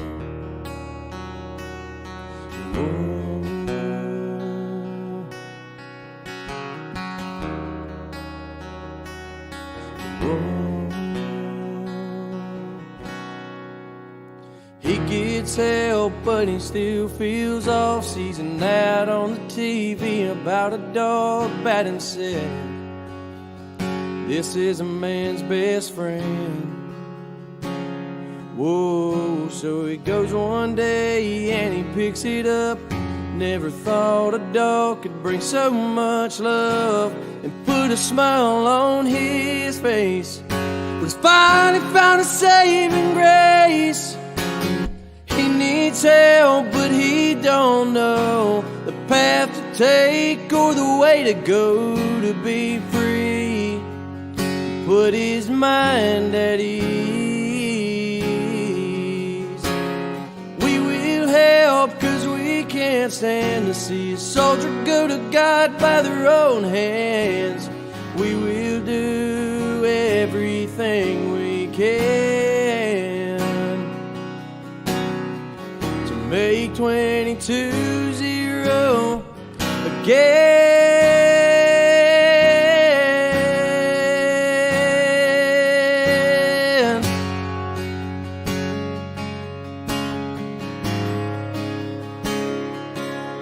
Whoa, whoa.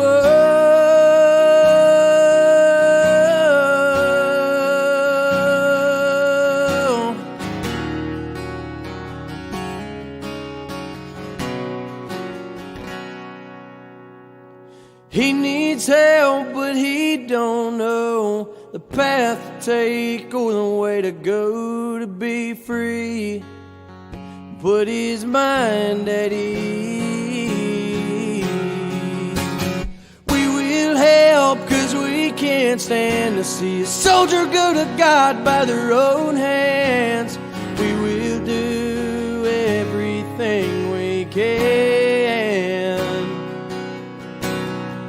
to make 22-0 again.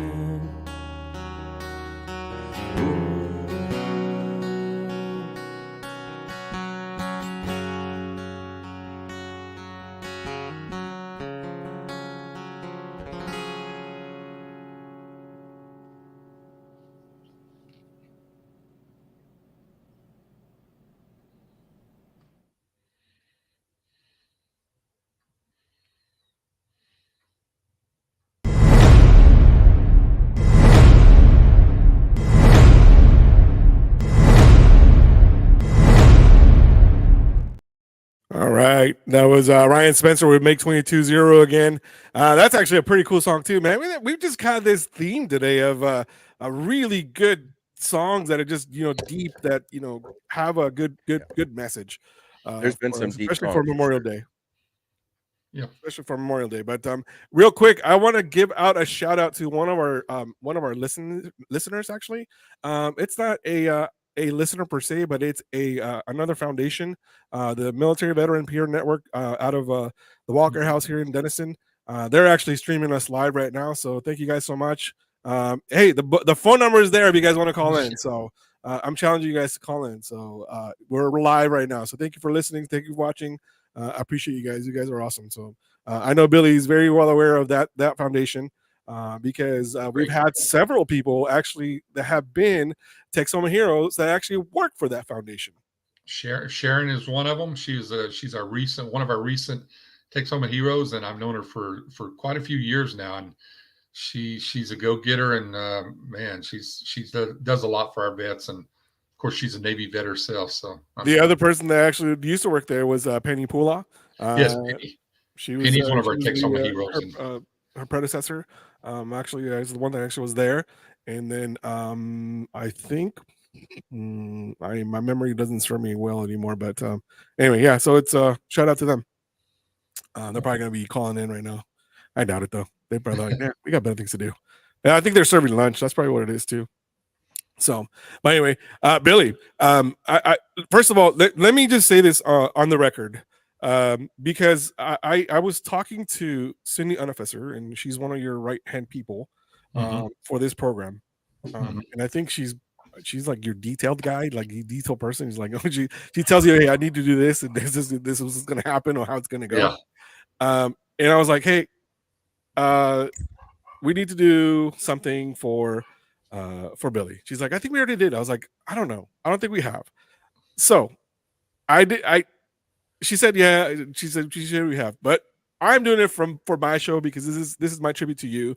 I appreciate every single thing that you've done for the last 10 years. You have taken once a month, you take one name and you vet that person left and right to make sure that they have done what they have said they've done out in the military and outside of the military.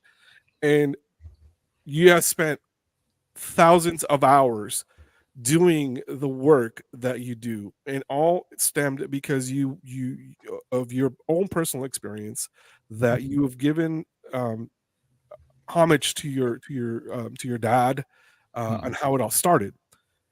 So for me, being get emotional, being a member of an alumni of Texoma Hero, thank you. I don't have words. You do so much for a lot of people. Yeah. So thank you. You're very welcome. Thank you. Making me tear up here now. I'm trying to write up the ratings there, so that just the emotion just carries. So, no, thank you so much. It means a lot. It doesn't like I said, I don't do it because I want to be recognized. I do it because I love helping other people, and if I can help with this medium, this podcast, recognizing people that actually make a difference. I mean, I'm doing something that not a lot of people have. A lot of people don't have the gift of gab, like I call it. I have that because sure, Lord knows I don't have the face. So, but thank you so much. I know that Big Riz, he doesn't know how much you do out in our community, but I do thank you for doing that. And it takes a bigger person that always looking for somebody else to do that. So thank you so much. Thank you. Somebody with a big heart. Oh, this man, yeah, that's without saying, man. And this dude is top notch, and I consider him one of my friends. And so thank you, Billy, for that. And we're still supposed to go. We're still supposed to go to the casino. I know. Let me tell the story. So we live right next to Lake Texoma. If nobody knows, Lake Texoma is actually an album by Blake Shelton, because Blake Shelton has a house in Lake Texoma, somewhere around the Oklahoma side, because he's from Oklahoma. Anyway, so there is a gas station right as soon as you go toward where the docks are at, because I have mine actually has a boat, and we go out there all the time. And he's like, we stopped there to stock up, your liquid beverages and your ice and whatever else. And we're going. So I don't know. It was like 11 o'clock in the morning, and I look over and I see Billy, playing the slots. I was like, Billy, what are you doing? He's like, oh, I'm just wasting time. I just got off work. I was like, oh, I'm like, you been here long? He's like, I don't know, a couple hours. I was like, don't you want to go home and sleep? He's like, I'll sleep when I sleep when I, when I retire. And I'm like, and this is like a couple months before you actually even retired. And he's sitting there going, he's like, but then he thought I was a different person. And not, again, it was just because I think it was like the first or second time I actually met you. Right. And so he thought I was somebody else. He's like, oh, you just look like another. Coincidentally, I think that person actually his name was also Caesar. And and so he's like, Caesar, hey, what's up? Like, I think he was talking to me, not the other Caesar. He's like, hey, we have to go the Choctaw casino, and we'll just go like play over there. I was like, random, but yeah, sure. Why not? And it was just ever since then, it was like every time I see him, it was like, hey, let's go to the casino. He's like, yeah, we'll just go. And in the last 6 months, Billy has involved me a little bit more in the organization, and I don't know why. Maybe because of podcast, maybe because of something else. But I was able to actually nominate a couple people and actually have input on a couple people on who's been a Texas I'm a Hero, and one of he was so gracious enough to actually allow us to piggyback on his ceremony last month for one of our veterans. His name is and I talk about this guy all the time on my podcast because I'm so in awe, and I'm such a history geek that knowing the fact that this man was a 3-war veteran, World War II, Korea, and Vietnam, and as a Marine, nonetheless, as a Marine, came out and still alive and actually still walking around, and people you would never know why he's around, right? Or what he did. His biggest contribution to history, even in Marine history, is that he was a survivor of the Chosen Frozen, or the Frozen Chosen, whichever, different variations of how it is. But the first Marine Division was actually heavily under fire in November 1950 for 27 days, or 19 days, or 27 days, or something like that. They were taking, a lot of losses. There was about 8,000 troops there in the Chosen Reservoir, and there was over 100,000, I would say, Chinese soldiers that were basically attacking him all the time. And we told this story at the ceremony because we call him the Tootsie Roll Man. He is a 95-year-old Marine that walks around with a beat up Folgers can full of Tootsie Rolls. Those Tootsie Rolls are actually imprinted with the wrapper is an American flag. The symbolism behind that is that during the Chosen Reservoir time that they were there, the code word that they were going to use over the radio from the radio man was Tootsie Rolls for any artillery, any armament, or anything, any type of explosive that we're going to send in that they needed. Well, the story goes is that the radio man knew what it was. It's like, yeah, we need Tootsie Rolls now, meaning that, hey, we need an attack on this position. The radio man on the other side receiving the message, that's like, that's odd. Why are they saying that they need Tootsie Rolls? Anyway, lo and behold, they get pallets and pallets and pallets among pallets of Tootsie Rolls delivered to them. So he accredits Mr. Hahn accredits him being alive now because of Tootsie Rolls, and you'll see him with the Tootsie Roll in his mouth every day. He's like, I eat these all the time. He's like, these are great. But the reason why they use the Tootsie Rolls is like not only for subsistence, because they were running low on food because it was frozen. It was like 90 degrees under zero, and he said they were using Tootsie Rolls, heat them up a little bit, and actually put them and stick them into the bulkheads of the wherever they were, the wall, the bulkhead, or wherever they were at. And because it was so cold, they would refreeze and it would plug up the hole. Oh wow! So this dude, like, so the all of the people that were actually there, they're called the Frozen Chosen, right? But the people that survived, they're called the Chosen Few. Yeah. And not long ago, before his wife passed away, they actually had a reunion of the survivors that were there, and I think it was in San Diego. Actually, they flew them out. It was there. dude, this guy is a big piece of American history that nobody really knows about, and we have, you know, one of the biggest battles of the Marine Corps living in our, you know, in our backyard. And every time I talk to him, you know, he's still sharp. He's 95. Yeah. I set up all the media stuff for him, and I'm gonna play that video probably next week and stuff about, you know, him, because he was actually highlighted and spotlighted in the local news, and the anchor, she was actually on my first show, Bailey Vaughn. Man, as a 95-year-old, 96-year-old, this dude still spit game, man. He's just out there, you know, flirting with her. He's like, "Hey, give me a kiss." I was like, "Oh my god!" And she's like, "Oh my god, Jim is just Jim." I was like, "No, Jim's an old dirty man."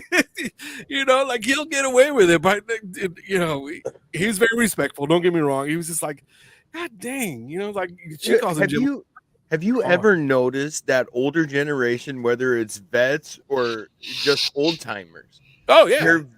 They flirt like no tomorrow. Oh my god, because they can get away with it. I had a good friend of mine. His name was John Looking Kegel. forward to being 70. Yeah, dude, I had a good friend of mine. His name was John Kegel. Billy, do you remember John Kegel?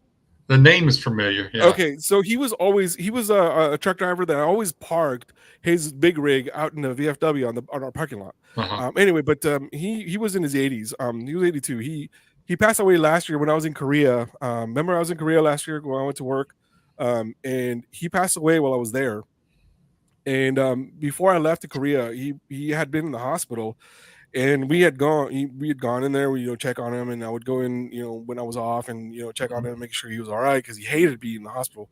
He died of cancer, terminal cancer, and at the very end of his life, he just you could see that he was already defeated. He didn't want to be around. He didn't want to be, you know, he's like, why? He's like, I've lived a full life, and he just didn't want to be around. But my whole thing is, when we were at the hospital, the first time he actually went into the hospital, my wife and I were there, and then a couple of our friends were there. We went to see him, and the nurse came by, and you know how they actually have to go in and scan his band, and the girl was kneeling down, didn't expect anything like that, right? He's kneeling down, and he goes, "It's like, hey, do you notice anything about my last name?" It's like, his last name was Kegel. Right? And then all of a sudden he goes on to, he's like, "Dude, seriously?" And he's like, "Oh, while you're down there." Dude, they're bad. Wow. They're bad. I was like, it's so easy to flirt with nurses, because even when I was in the hospital and I was completely blind, man, I was flirting with everything. I could hear their voices, and of course I'm gonna flirt. I can't see what's going on. I don't got no shame. I mean, you're seeing me in all my glory. Exactly. I'm in a gown. Yeah. Billy, I know you had a story. Go ahead. Oh, I was just going to tell you all the ceremonies that we've done. You know, I can pretty well recall each one of them, but there was one that was, to this day, is still, when I think about Texoma Heroes and how it's benefited, you know, some of our veterans. I had a gentleman I recognized. He was a door gunner in Vietnam, and you know, you can do the math, and in 1 year he flew 368 combat missions. That means there was some days he flew more than one mission. Yeah. Even he was shot down. That's a mission a day. Yeah, they were shot down, and behind where the enemy was at, their area. And he said for about a week he stayed maybe 2 to 3 hours ahead of the enemy. He would run, and he would literally lean up against a tree and take a nap for a few minutes, and then keep going, because he knew the enemy was right behind him. And then finally he got back to the friendlies, to some a base where he was okay. Well, when I presented him the flag and told him that the floor was his, he broke down. He couldn't talk. And so I just thought, well, I'll just ad-lib this, and we'll just keep on going with it. And, you know, I mean, that's fine that he's really emotional. I understand that, and I respect that. And so I was just talking about some things about Texoma Heroes, and I felt a tap on my shoulder, and it was him.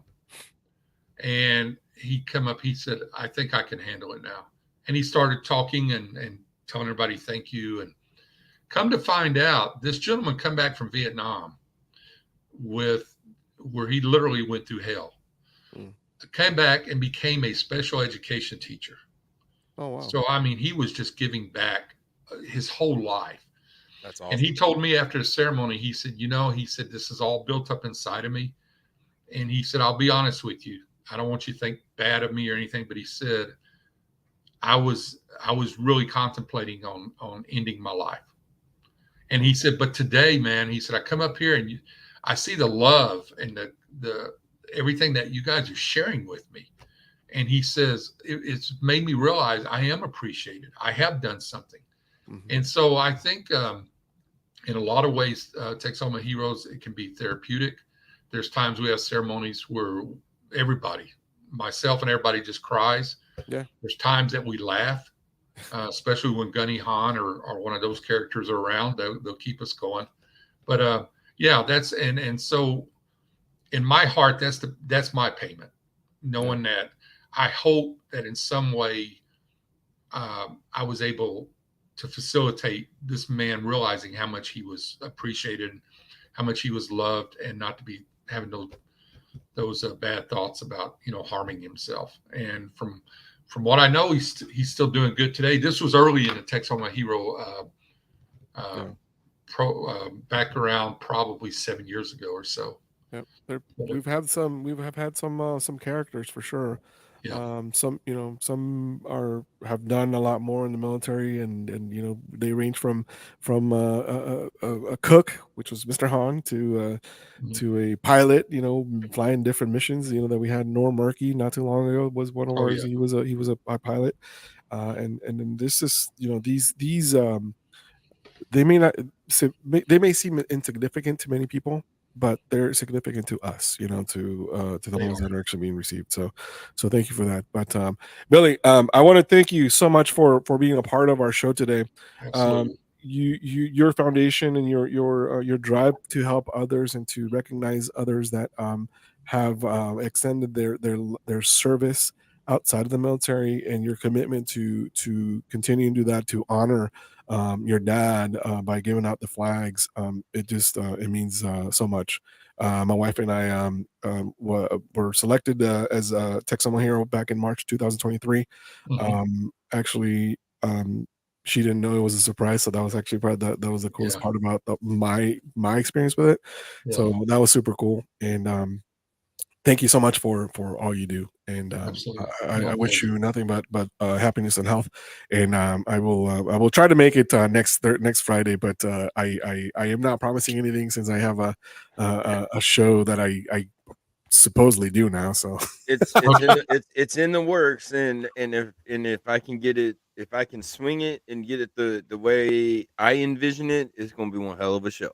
Yeah, so we'll be good. Billy, thank you so much for coming out and joining us. And then thanks so much for Big Grizz to trying to keep me in line here, because I went over time like a couple times, and it is what it is. This is the beauty of a live show and being here. So thank you guys so much. I will see you guys next week here at the Battle Rhythm Podcast. Next week, we're going to have some, I'm working on getting a very, very well-known TikTok star. He is a Generation X person. So he's a comedy guy. Hey, that's even better, because I got a TikTok star coming up too.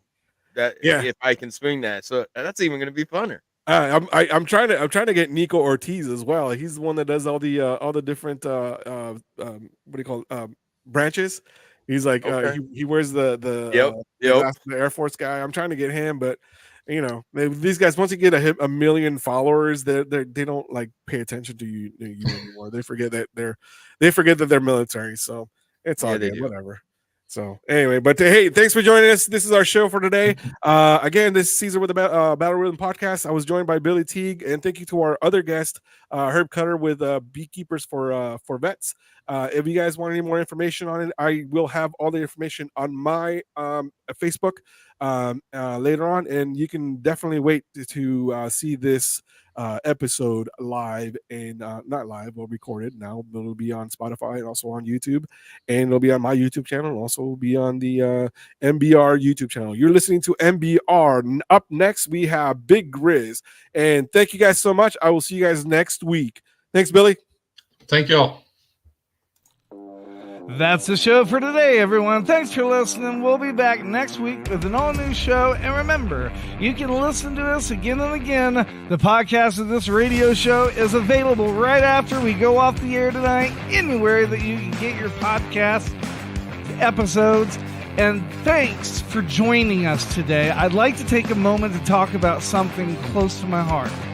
Military Broadcast Radio is doing incredible work to support our veterans and bring their voices to the world. They rely on your generous donations and your dedicated volunteer hours to make it happen.